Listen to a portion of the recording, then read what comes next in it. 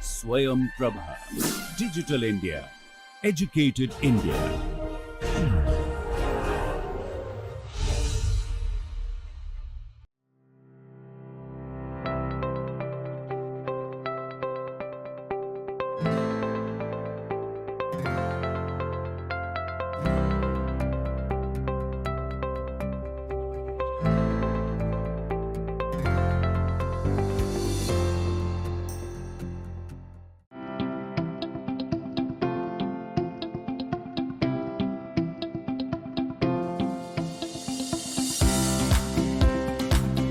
So we started this 3D problems, and just to recapitulate, last time I showed this is regarding any simple, if you take it to be just one single body, we know the basic equilibrium equations are sigma f is equal to 0, f being a vector in 3D, and similarly sigma m also is equal to 0 and m being a vector, right?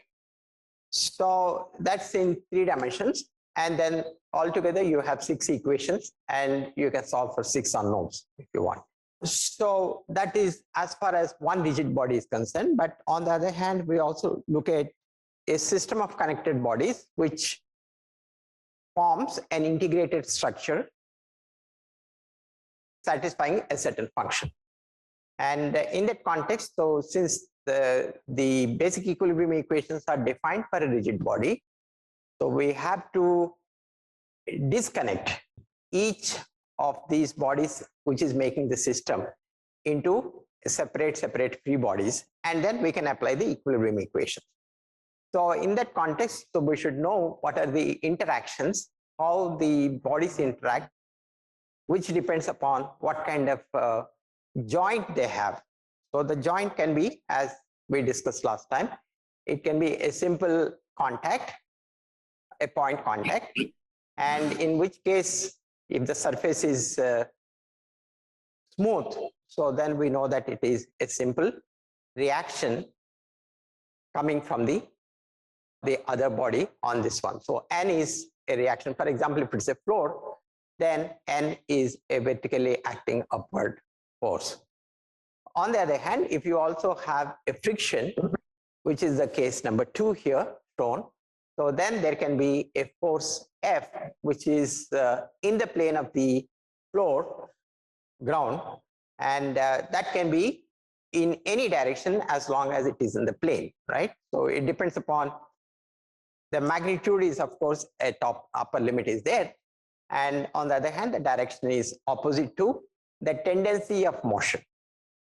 And then we have a roller, which is quite often we use, and if the roller is moving along a rail, and so the roller is constrained to move along the rail, along, say here, along the x direction, in which case the interaction forces, so there will be an upward reaction N, and then there is also a transverse reaction, transverse force P, which is responsible for the wheel to move along the line X.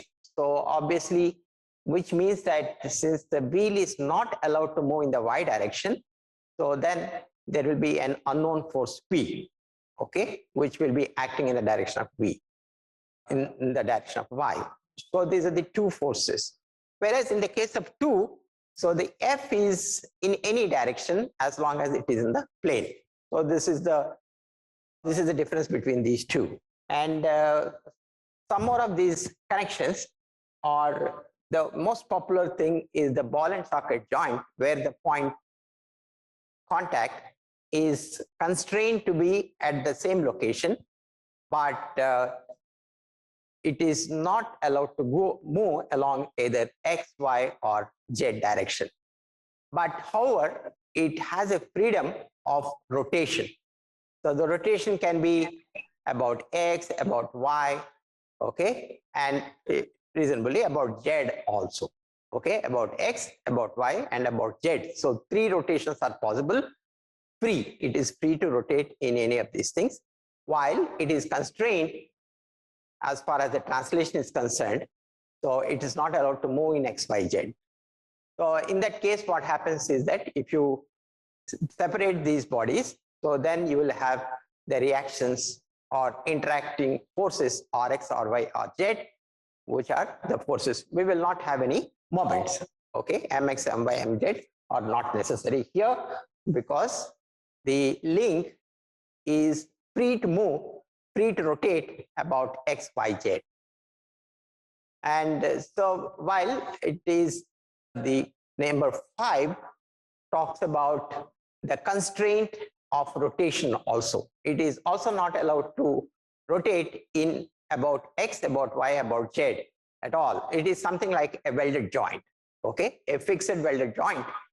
So that point has all the 6 constraints. So you will find all forces Rx, Ry, Rz, Mx, My, Mz as a part of interaction, or sometimes we call them as reactions. If it is, when do we call it as reactions? So for example, if it is a support to the ground, then if you separate it out from the ground, then we call it as a reaction. And 6 is a very particular case in which it is a kind of shaft which is rotating in a bearing, a fixed bearing. So in the fixed bearing, the shaft is not allowed to slide, but it can rotate.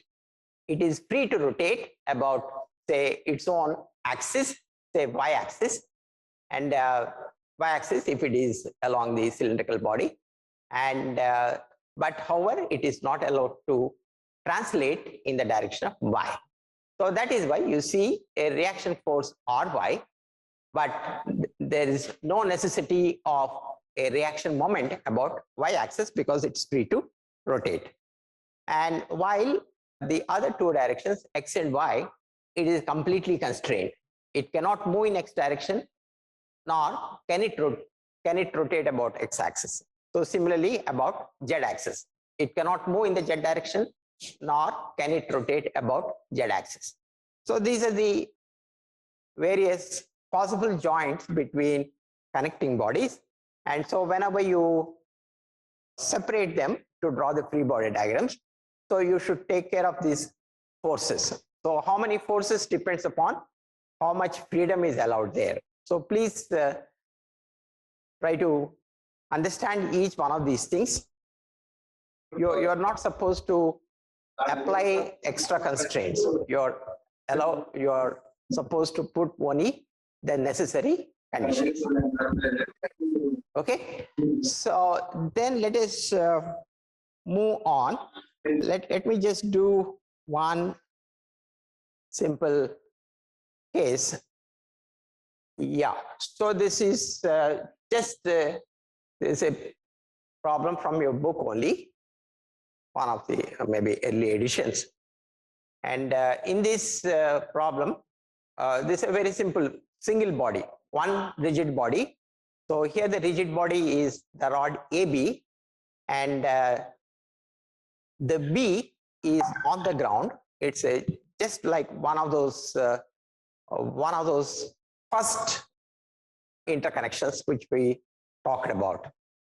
No, I'm sorry. It is a kind of ball and socket joint. It's a point. Okay, it is one of those ball and socket joint connections. So in which case the point B cannot move in either X or Y directions. It cannot leave the ground in the Z direction. So it is constrained in all X, Y, Z. But however, it has a freedom to have rotations about all the 3 axes. So at B, you have the reaction forces coming in all the 3 directions, or B in the X direction, in Y direction, and Z direction, 3 components of reactions. And the purpose of this one is a kind of it's used to support some other structures. Okay, and there is a force in the center point M. A force of 20 kilonewtons is applied in a horizontal plane, and which is at 20 degrees from the y-axis and 70 degrees from the x-axis, obviously. And then And then with the z-axis, its angle is 90 degrees. Okay, so because it is in the horizontal plane. And then that force is supported by two strings which are connected from A to the ground point D, and AD and AC, so which he called as T1 and T2. These are strings and which can support only a tension. Okay, it's not a rod. So the thing here, this is just one body, so it's very systematic. It's not very complex, except that the calculations which are involved, nothing more than that. You all have gone through the basic drawing course in the last semester, right? All of you. And so you should be able to sketch many of these things in a kind of three-dimensional depiction. So if you can show it in a kind of, you see, whenever you see this picture, you should feel that it is a rod which is in 3 dimensions, because you draw those x and y and z axis, and some other information also can be given, either it is 90 degrees or some angle and so on. So the thing here is that we have to find out the forces here. Okay, we are supposed to find out the tensions in the cable. Okay,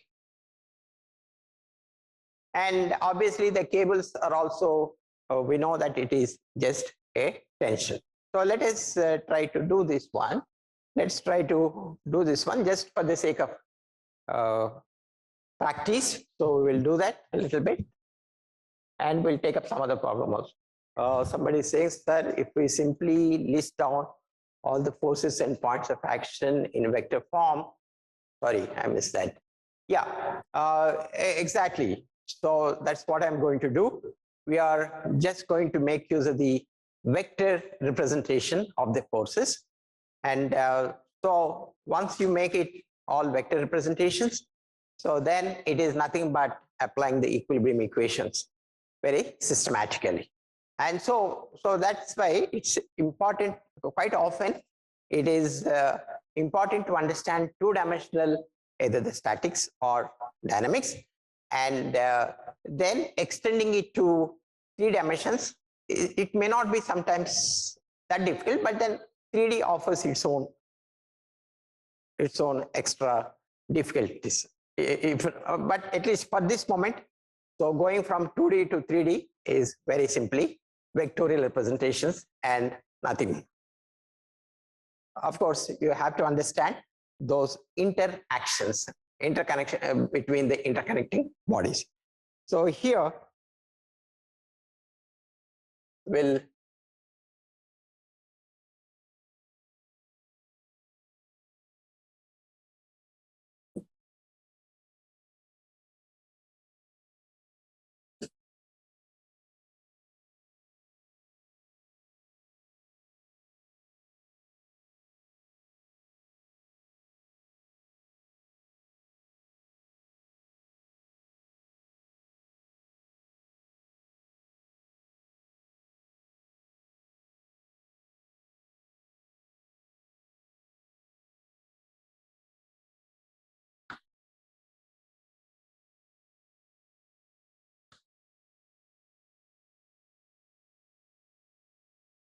if you drop a perpendicular here, so obviously since it also shows, you see, the way how you draw this, quite often it gives you an idea how these things are oriented, because you are showing a 3-dimensional object in a 2 dimensions, and so how you draw these lines, and sometimes we show this 90 degrees like this one. So and then we have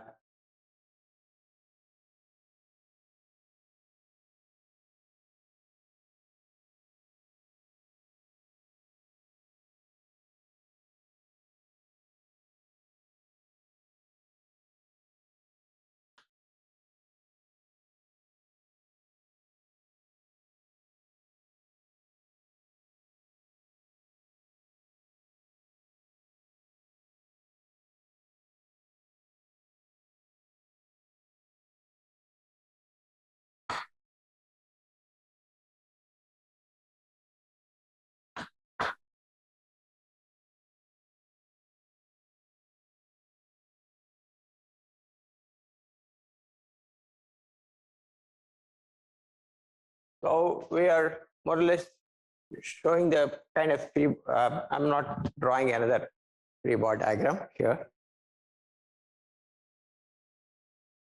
B is the origin here.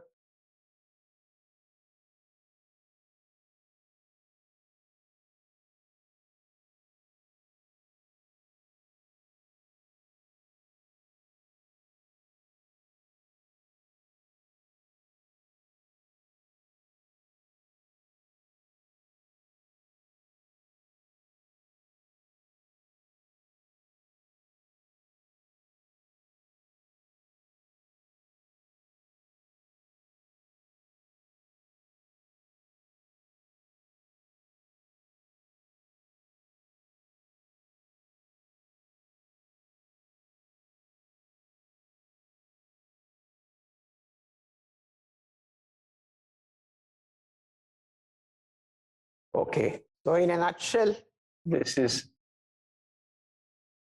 there are dimensions given here, 2 meters. This is 2, this is 4 and 4, and height is 10 here.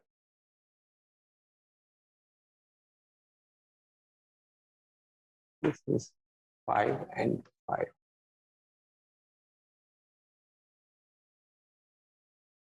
And here P is given as 20 kilonewtons.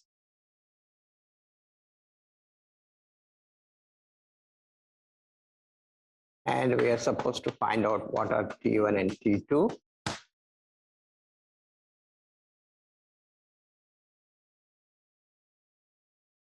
And this is 3 meters. Okay, so the basic equilibrium equations are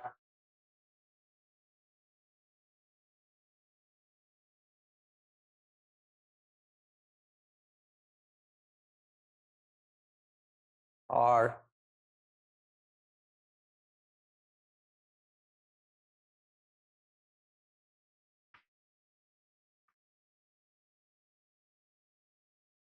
a body are sigma F is equal to 0 and sigma M about any point here, C, D, E, F, G, H about.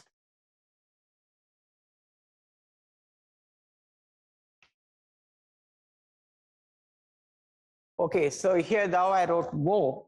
So Wo is the origin, but not necessarily it has to be Wo. So we have shown it that it is actually, to start with, is M about G, the center of gravity. But then we said that together with this equation, this mg can be translated to any other point as well. Okay, so if these are things which we have here, okay, apart from that, now if you think that there are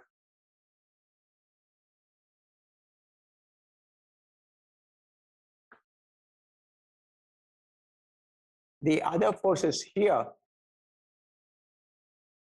at B, you have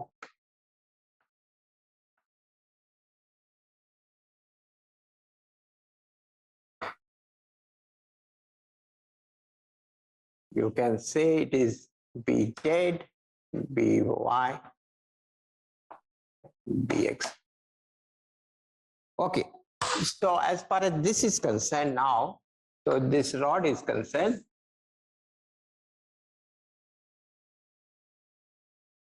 so we have forces acting, a P acting here, and then there is a T1 and T2, and then there is a Bx, By, Bz here, which are the reactions which are coming here. Okay, so we can make our own set of equations. Yeah, what is that which we need here is this is very easy here, and what we have to really see is that we can set up all the complete equations here for F, for moment as well. But what we have to see is that do we have to really set up all those equations to find only two unknowns, T1 and T2. So here if you closely see that there are Bx, By, Bz, and T1 and T2. So these are all the several unknowns, okay, which are coming into the picture, okay. And so if your interest is just to find out the T1 and T2, which are acting at this point, so we can eliminate this Bx, By, Bz by taking the moments about B itself. So to find T1 and T2, so we will just formulate an equation. Formulate the moment equation about origin here, but here we have B, we call it B, but it's also the origin. So to do that, so to set up these equations, so what all we know that moment about any, say any point here is nothing but considering all these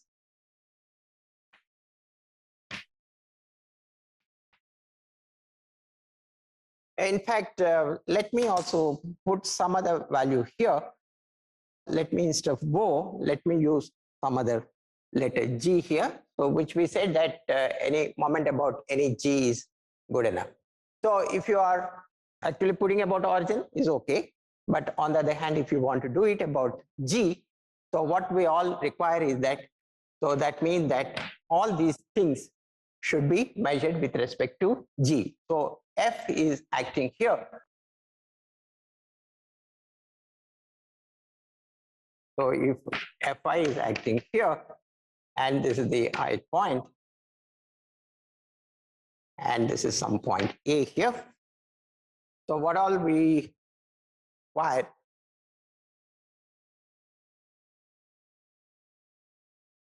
so this is the position vector of A, and this is the position vector of, say, ith point. And if you want to take about A, so what all you require is that this Fi is taken across product with Ia. So, or what the representation here is that position vector of I with G, okay? Or we can even say that, well, I'm sorry, this is G. Let's see. Just to be consistent with this equation, let's call this as G. And all the moments about G is simply, this is, okay, this is simply which you are quite aware of it. And I'm just putting it here, that's all. Okay, so once you are familiar with this one, so we can just put down all these quantities in a systematic manner. So that's nothing very difficult. So let us just put all these things. I'll put down quickly. So what is the, for example, the point A? So the position vector of A is simply, what is that? It is, you can write it as A, there is no I, so it is simply 3J plus 5K, or you can write it as 0, 3, 5. And similarly, we have position vector D is simply minus 4I minus J, right? Position vector D here. And similarly, we have all these things, position vector C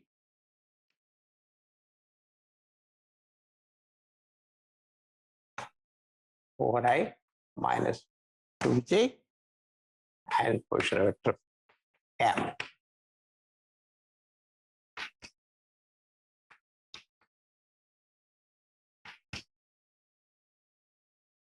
Okay, so once you find out the position vector of all these things, so what we have to simply say here is that,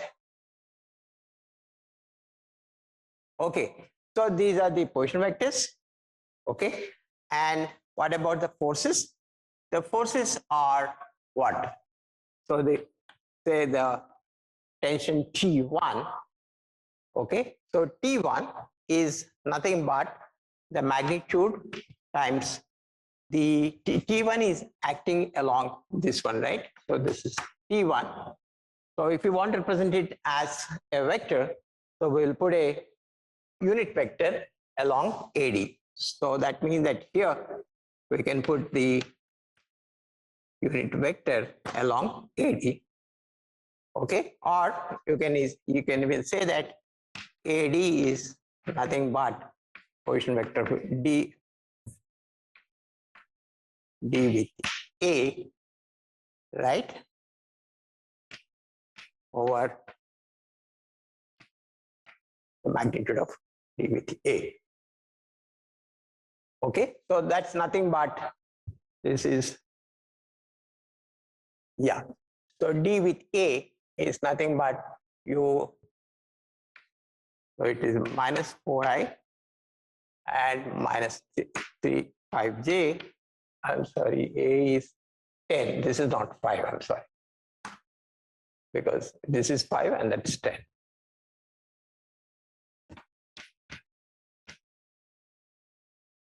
Minus 10k divided by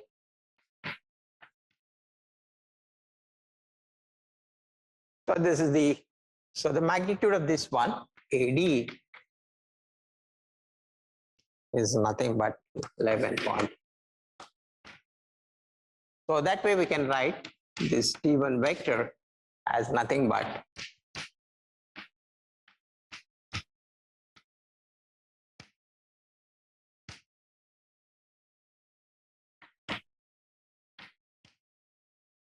this is T1. So similarly, we can also write T2 vector. It is the same as this one, except that one component changes. So this I will become plus 4i.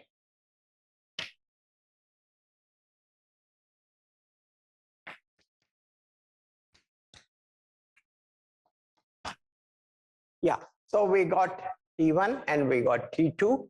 And what all that remains is P.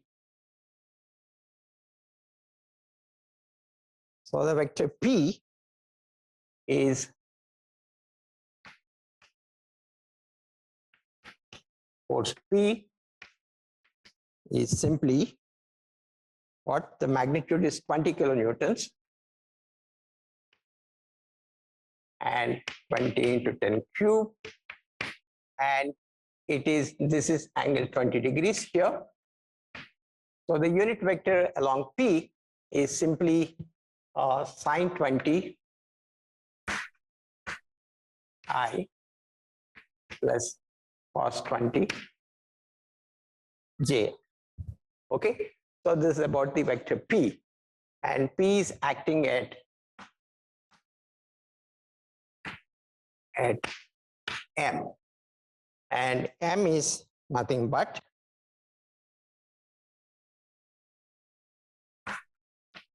position vector of M is nothing but 1.5j. So we have I have listed out all the position vectors. I have listed out all the forces as vectors, and then what all that remains here is setting up the equations about. So we also have B here. So what we need to do is that we have to take the moments about B. So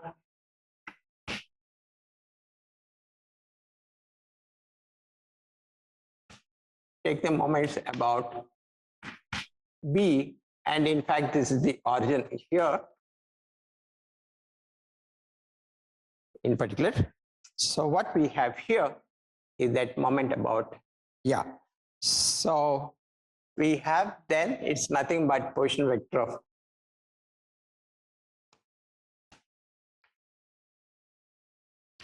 so each of these forces, say for example T1, so T1 is nothing but position vector of the cross product of A with respect to the T1 vector, and similarly the B also is like that. And what else? So we also have the position vector of M with P. Okay, so this way if you do it, then what all you have to do here, I'll just expand it a little bit. The position vector of A is nothing but your 3j plus 10k cross, here I put T2 multiplied by 4i minus 5j minus 10k divided by 11.87. So this is the, sorry, this is the T2 part, and I'll putting the T1 just now. So 3j plus 10k, and this is the T1 part. So T1 minus 4i minus 5j minus 10k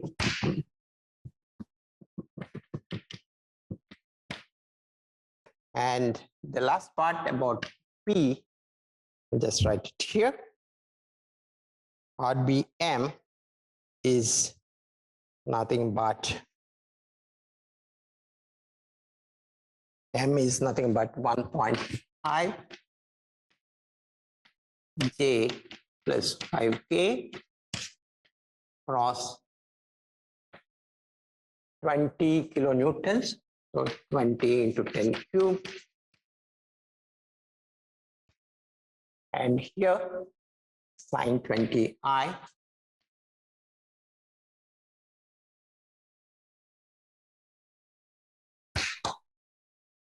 Okay, so this is all equal to 0.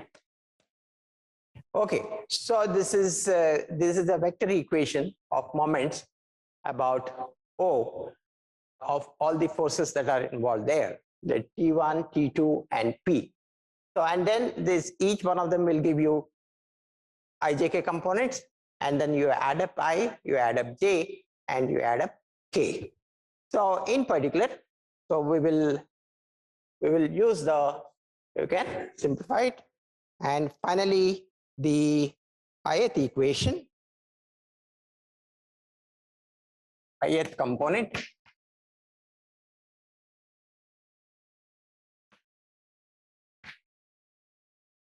will lead to T1 plus T2 is 55.79, and similarly the kth component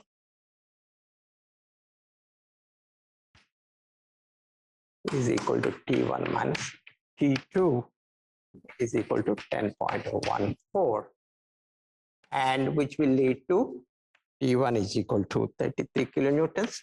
This is all kilonewtons, okay.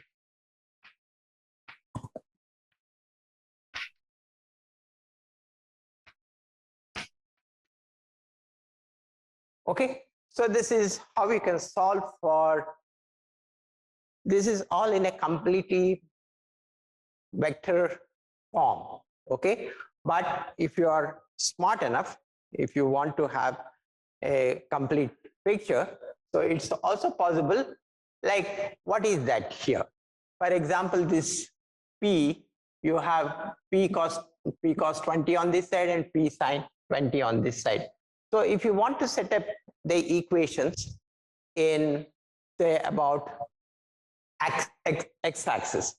So if you want to put the things about your x-axis, what all you need is that you have to see how much this P is giving the thing about x, okay, about x moment, and followed by what is the T1 here. So the T1 has 3 components, and then what kind of moment it's going to give about the x-axis. So you can also do that, okay. So if you instead of going through completely with ijk, you can also set up the equations. Okay, physically see what is the arm length here about x-axis, and then what is the arm length here about the x-axis, and do it. So okay, so I would have suggested it strongly for mechanical and civil people, because they are going to deal with forces and moments so much all through their life, so it would have been better. But I would not insist for you, as long as you understand the whole process. Okay, the whole process here is going to be very systematic like this one. Okay, so I will just show you another quick problem. Okay, so this is all you have to take the cross products, you have to take the ith component, you have to take the kth component, so set up the equations and solve. So this is good, T1 and T2. But on the other hand, if you want to solve for Bx, By, Bz, then what you require? What do you require? You have to set up the certain equations where Bx, By, Bz will come into the picture. So something like the force equilibrium.